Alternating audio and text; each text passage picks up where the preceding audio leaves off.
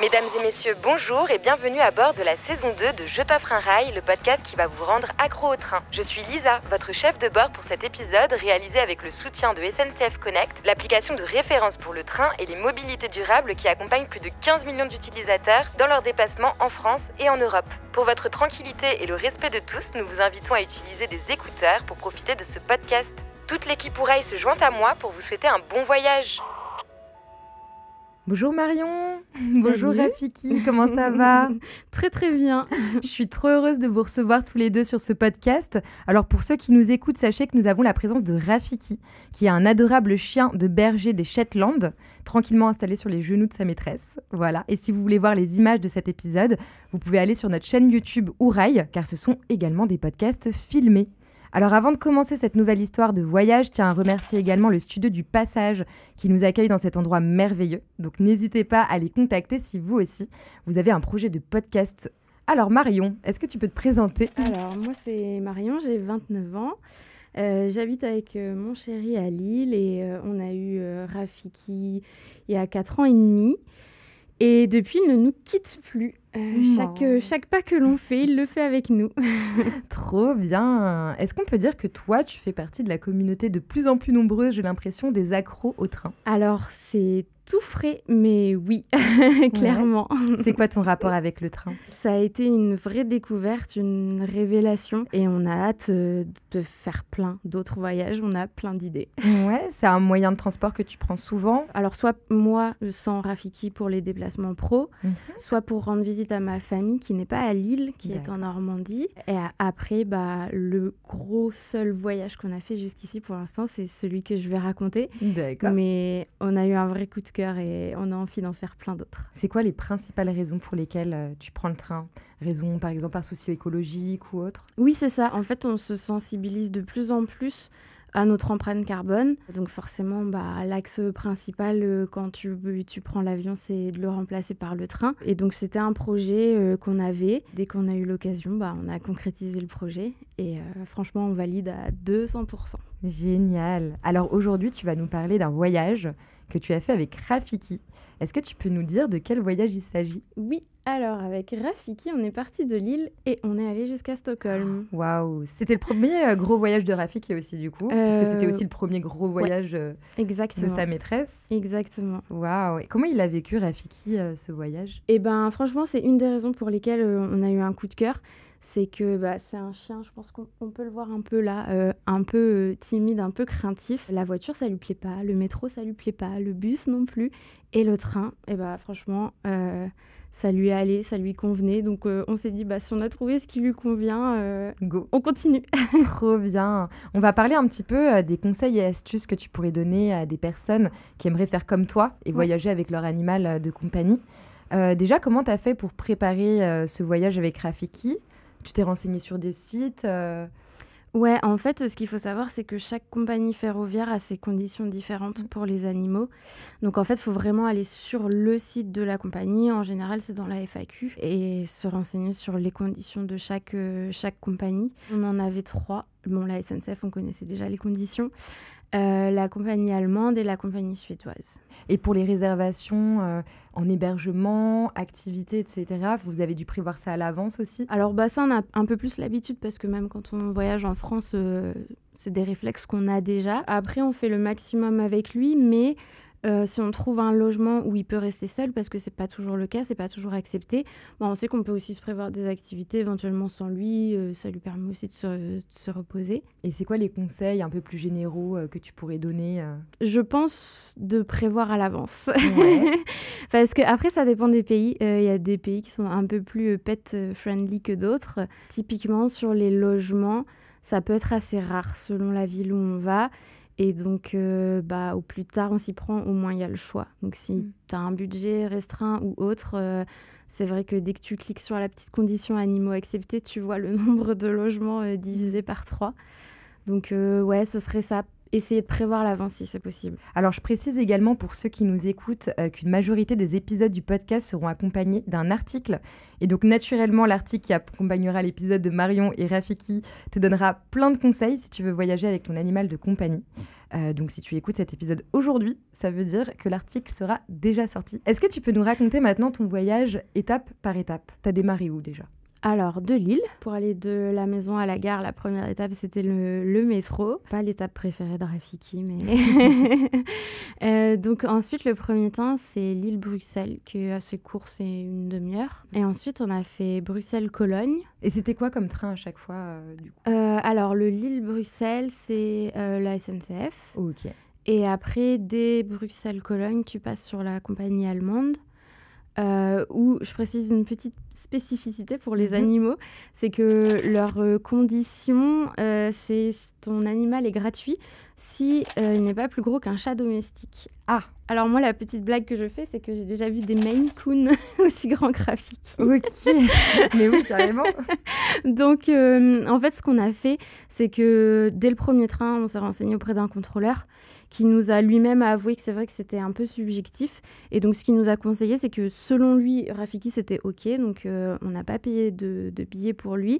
Mais il nous a bien précisé à chaque train avec cette compagnie-là de trouver le contrôleur ou la contrôleuse pour lui demander son avis. À l'aller, on ne s'est pas arrêté de dormir. On a juste pris le temps de faire un petit tour. Ça, c'est pareil. C'est un conseil que je donnerais quand tu voyages avec un animal, c'est de prévoir des correspondances larges. Parce que comme ça, tu lui fais sa petite promenade, il se détend les patounes et c'est mieux que de courir chercher ton deuxième train en 5 minutes. Donc c'est ce qu'on a fait, on a pris le repas à Cologne et puis on est reparti de Cologne jusqu'à Hambourg. Ok, donc là, pour le moment, vous avez tout enchaîné. Voilà. Donc pas besoin de dormir quelque part. Pas encore, non. Ok. La première nuit a été à Hambourg. La journée d'après, on en a bien profité pour visiter. Ce qui est super cool à la gare d'Hambourg, c'est que tu as les gros casiers avec les différentes tailles où tu peux mettre ton bagage. C'est génial parce que à Hambourg, on avait pris un hôtel. Donc l'hôtel, tu dois quitter assez tôt. On ne pouvait pas laisser les bagages. Mais il y avait tout ce qu'il faut à la gare. Donc trop canon. On a laissé l'énorme sac très lourd là-bas. Ok. Et on a galopé toute la journée. Je pense que c'est ma ville coup de cœur du voyage. J'ai vraiment eu une belle découverte. Je ne m'attendais pas forcément. Donc une très très très belle journée. Une longue journée parce que le train qui suivait, c'était le train de nuit. Donc qui partait vers 21h ou 22h. Donc il fallait vraiment faire toute la journée entière à Hambourg. Et pour ensuite prendre le train de nuit qui faisait Hambourg-Stockholm directement. D'accord. Comment ça se passe justement en train de nuit avec un animal ? Ouais, pareil, ça dépend des compagnies. Et là, ce qui était génial avec la compagnie, donc là, c'était la compagnie suédoise. En fait, c'était un peu un luxe d'avoir Rafiki. Ouais. Parce que normalement, tu partages ta couchette, donc c'est des couchettes de 6 personnes. Et nous, comme on avait précisé qu'on avait un animal, on avait une couchette de 6 personnes que pour 2. Waouh. Le grand luxe. Merci Rafiki. Et donc après, vous êtes arrivé à Stockholm, du coup. Vous êtes resté combien de temps là-bas ? Stockholm, c'est là où on est resté le plus longtemps. On est resté 5 jours, 4 nuits, 5 jours. Et qu'est-ce que vous avez fait ? On a fait un parc naturel, parce que ça, c'est l'activité préférée de Rafiki, c'est les randonnées.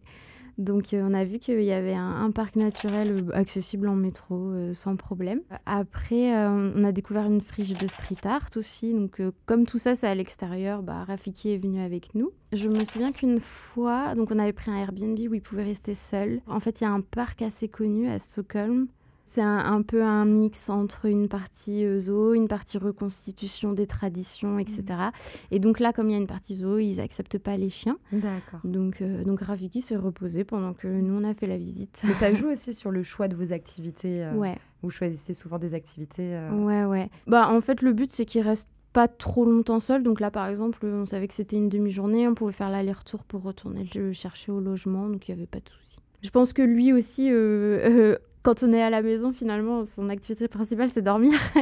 Donc, je pense qu'une petite pause dans le voyage, ça lui fait du bien aussi. Il se rend compte qu'il bouge, qu'il change de pays, etc. C'est une bonne question. C'est un chien qui est très, très, très curieux.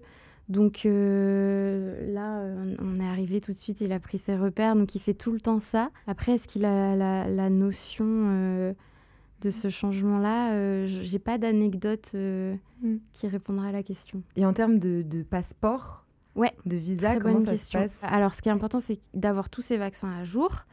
Et alors là, c'est un peu pareil que pour la compagnie ferroviaire. Il faut se renseigner sur le site de chaque pays. Et là, par exemple, donc nous, on a fait la France, la Belgique, l'Allemagne, le Danemark et la Suède. Et il y a uniquement la Suède où il fallait remplir un papier pour la douane, comme quoi tu voyageais avec un animal. Au final, on nous a jamais demandé ce papier ni rien. Et du coup, après Stockholm, vous êtes revenu? Et donc le retour, on est passé par Copenhague. D'accord. Donc on n'a pas repris le train de nuit, on est passé par Copenhague. On a eu une petite surprise du train qui devait logiquement faire Stockholm-Copenhague d'un coup, qui s'est arrêté à Malmö et qui nous disait de changer de train. Et en fait, c'était pas prévu. En fait, on avait transformé quelques euros en couronnes suédoises. Ok. Et on s'est dit, bah vas-y, tout le monde nous parle de Malmö. On est arrêté à Malmö, il nous reste des couronnes suédoises. On visite Malmö. Trop bien. Voilà, donc le petit imprévu du voyage, c'était trop cool, il faisait beau. Vous avez fait quoi là-bas? On a vraiment fait le tour du quartier de la gare, mais c'était très mignon, il faisait super beau, c'était super agréable. Et donc après nuitée à Copenhague, 2 nuitées si je ne me trompe pas. Alors on s'était un peu excentré pour le logement parce que comme ça on était en bord de mer. Donc super canon, on est arrivé le soir, on voyait la lune reflétée sur la mer, trop apaisant, trop bien. En plus cette fois on était chez l'habitant, donc elle nous a donné plein de conseils, donc ça c'était top aussi. Bon malheureusement c'est le point du voyage où on n'a pas été gâté par la météo. Ouais. Fallait bien que ça arrive quand tu voyages c'était fin octobre, début novembre, donc il fallait s'y attendre. Donc ça c'est tombé sur Copenhague. D'accord. Et donc après Copenhague, vous avez repris un train du coup? On est retourné à Hambourg. Et là en fait on va dire que c'était la journée la plus longue entre guillemets en termes de voyage parce qu'on est retourné à Hambourg et on a réenchaîné Hambourg-Cologne où cette fois on a dormi à Cologne. Vous avez pris combien de trains en tout? 9. 9 en tout? Ouais, 9 trains, dont un train de nuit. Parce qu'après Cologne, vous avez refait en fait le même trajet. Bruxelles-Lille. Oh, ok. Combien ça t'a coûté, ce voyage avec Rafiki? Parce que est-ce que ça rajoute beaucoup de budget d'avoir un animal avec soi? Pas tant, parce que pour la SNCF, pour sa taille, c'est 7 €. Donc par rapport au prix que nous on a payé, ça rajoute pas beaucoup.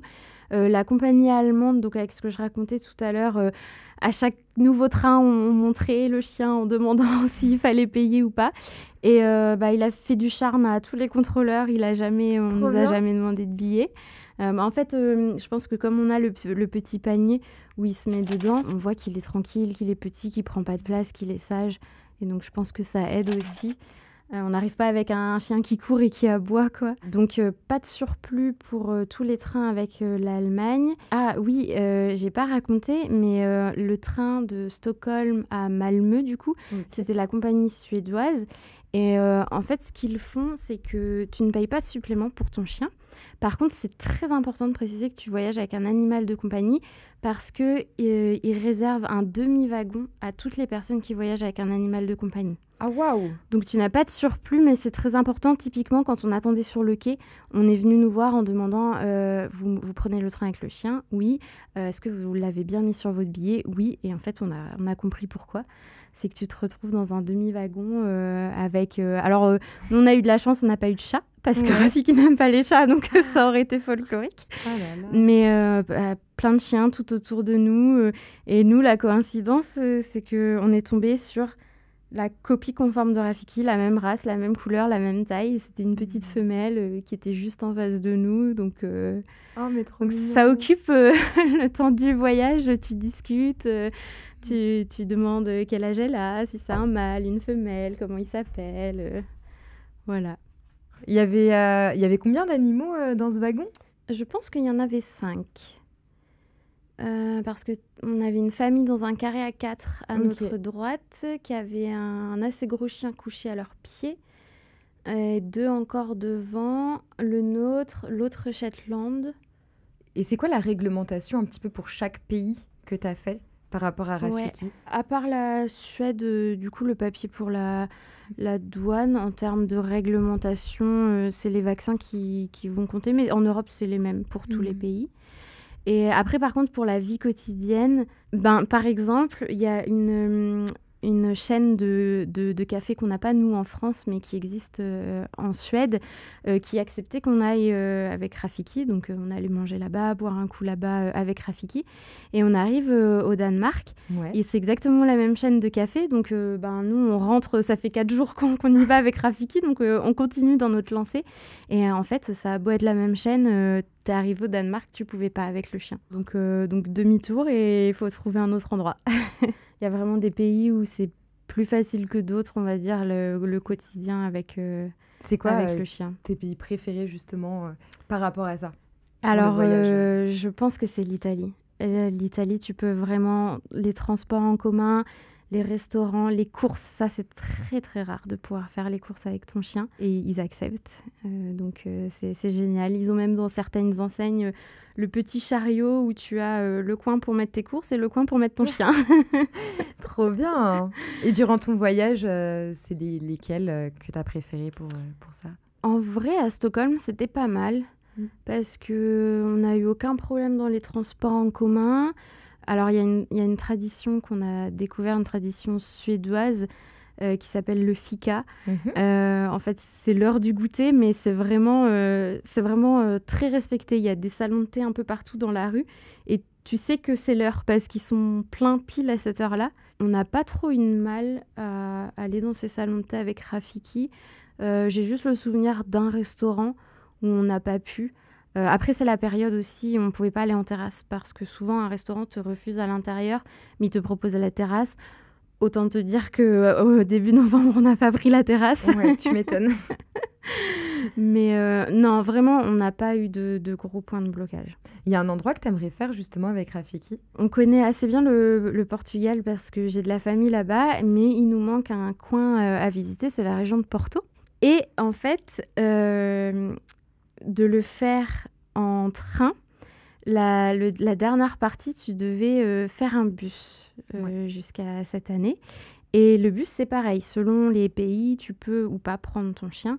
Là, en l'occurrence, tu pouvais pas. En tout cas, oui, en France, le Flixbus, tu peux pas, par exemple, avec le chien. Et j'avais vu dans une newsletter d'Ourail ou un post, justement, que ça allait ouvrir cette année. Donc, ça, c'était une de nos grandes attentes.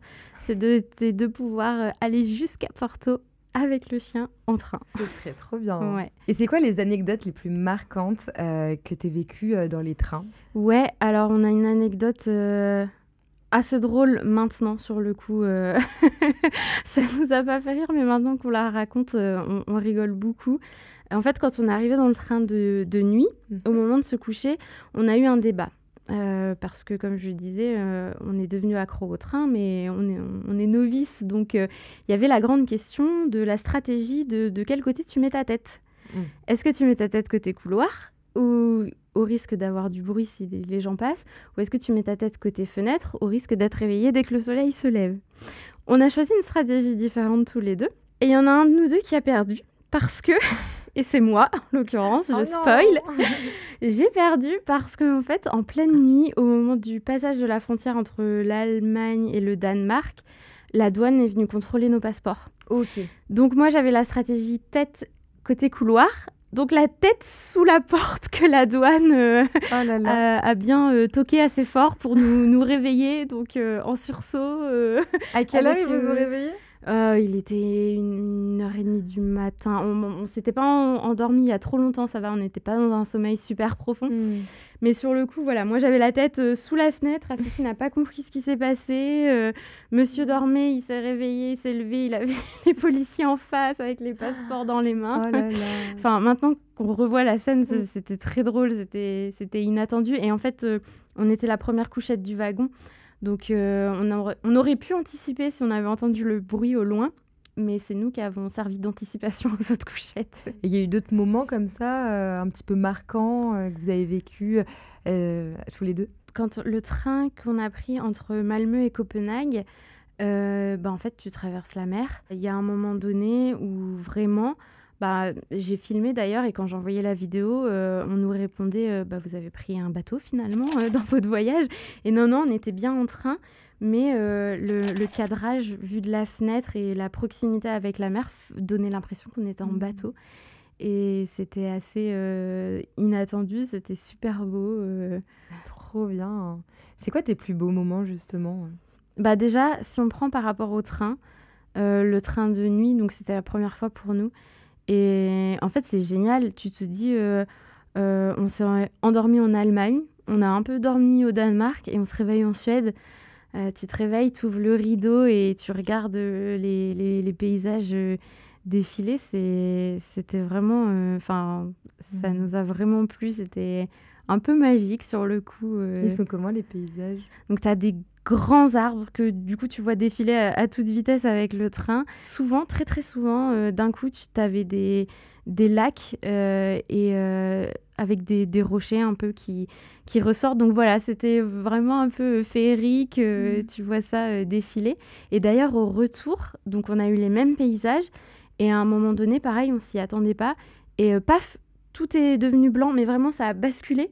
Wow. Et tout est devenu blanc parce qu'en fait il neigeait.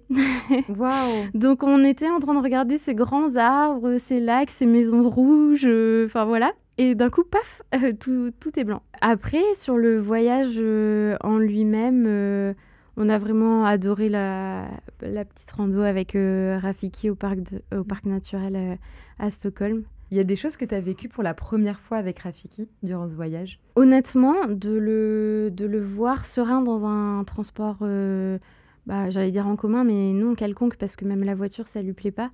Ça a été une vraie surprise pour nous. Il est tout le temps aux aguets, il veut pas dormir. Si tu es amené à prendre la voiture très très longtemps, il dormira pas parce qu'il est trop stressé. Et donc ça a été une vraie surprise de le voir serein et s'endormir dans le train. On a pris des photos, on a envoyé à tout le monde. Il dort, il est bien, il est pas stressé. Et ça, c'était génial. Trop bien. T'avais déjà fait quand même des petits voyages avec lui? Comme ma famille est en Normandie, de Lille, donc tu passes par Paris, tu changes de gare, tu as 2 trains. Enfin, après, un dernier petit train arrivé en Normandie aussi. Mais en tout cas, pas de gros voyages. Et puis, disons que quand on va en Normandie, on va dire la finalité, il connaît. Il connaît la maison où on va, il connaît les gens où on va. Donc, c'est pas, je pense que même pour lui, c'est pas l'état d'esprit d'un voyage où tu découvres. Parce que là, il y a quelque chose qui a changé un petit peu dans son caractère par rapport au voyage que vous avez fait jusqu'à Stockholm. Il est plus à l'aise pour nous suivre. Il va nous suivre plus facilement.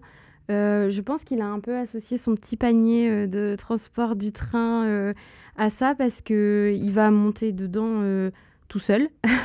Alors que si tu ouvres la portière de la voiture, il va falloir insister pour le faire monter dedans tout seul. Okay. Il s'est fait des copains un peu d'ailleurs, Rafiki, durant le voyage? Oui, cette petite chienne qui lui ressemblait comme 2 gouttes d'eau. Alors, Rafiki, autant il est très timide avec les humains, autant il adore tous les chiens. Même si le chien n'est pas OK, Rafiki est OK quand même. Trop bien. Et alors là, on avait beau être entouré de 5 autres chiens, il n'avait Dieu que pour elle. C'était vraiment, on aurait dit, je sais pas, ils étaient peut-être en train de parler par télépathie, mais les deux ne se sont pas lâchés du regard de tout le trajet, alors qu'encore une fois, il y avait des chiens beaucoup plus proches que nous. Mais non, Rafiki avait choisi cette petite chienne. Trop bien. Est-ce qu'il y a des difficultés particulières à savoir quand on voyage avec un animal de compagnie, peut-être que tu as rencontré avec Rafiki? On s'était plutôt bien renseigné à l'avance, donc ça évite les mauvaises surprises. Donc on va dire pour le train et les logements et les conditions d'entrée du pays, ça tu peux avoir toutes les infos à l'avance. Donc je pense que mon conseil, c'est de prendre ces infos-là pour pas avoir de mauvaises surprises.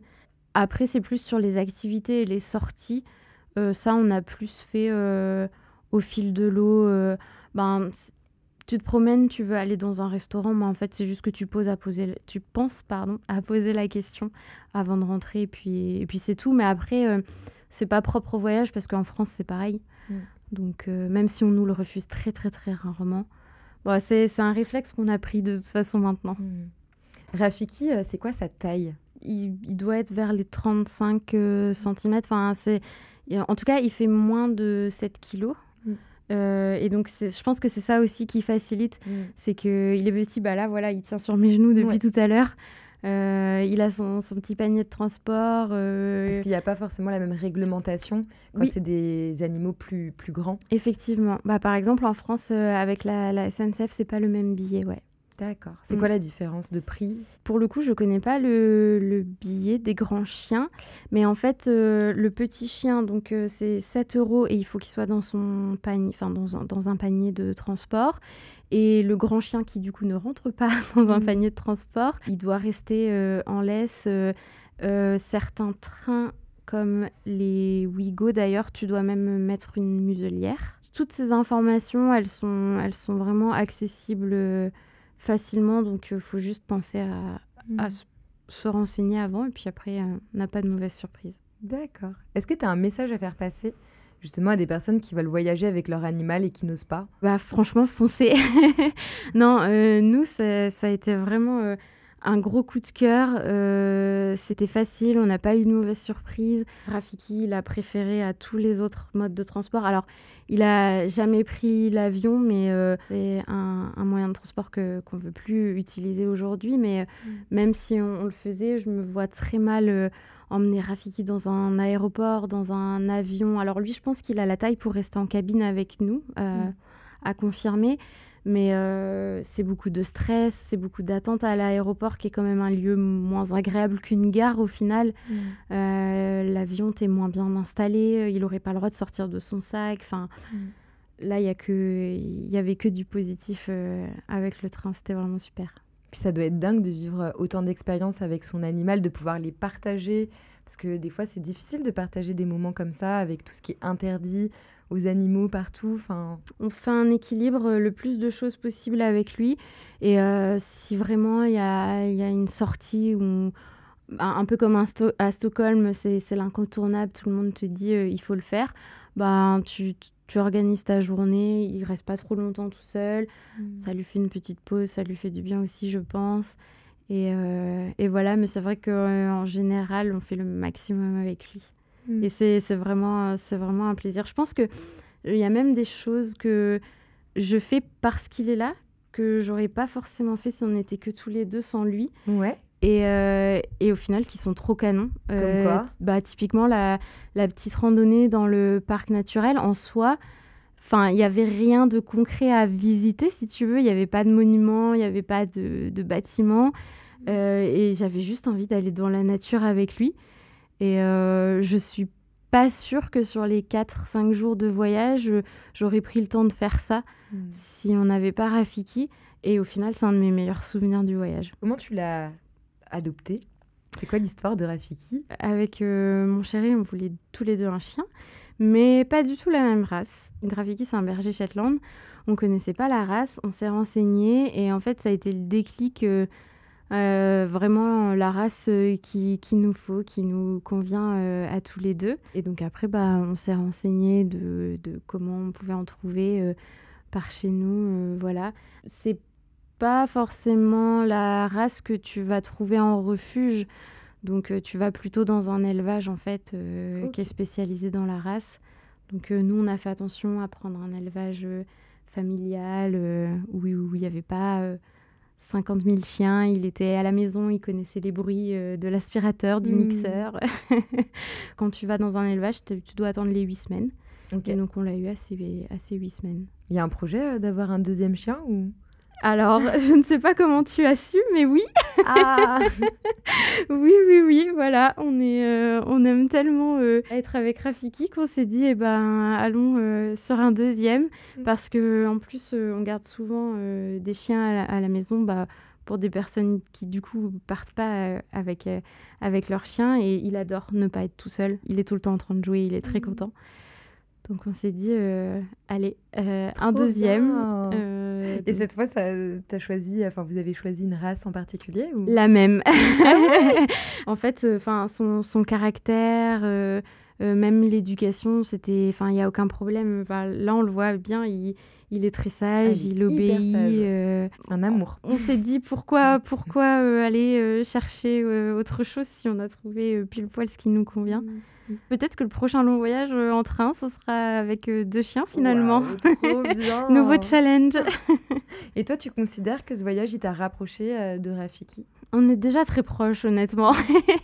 C'est vrai que donc, le voyage, il date d'il y a un peu moins d'1 an. Rafiki a 4 ans et demi.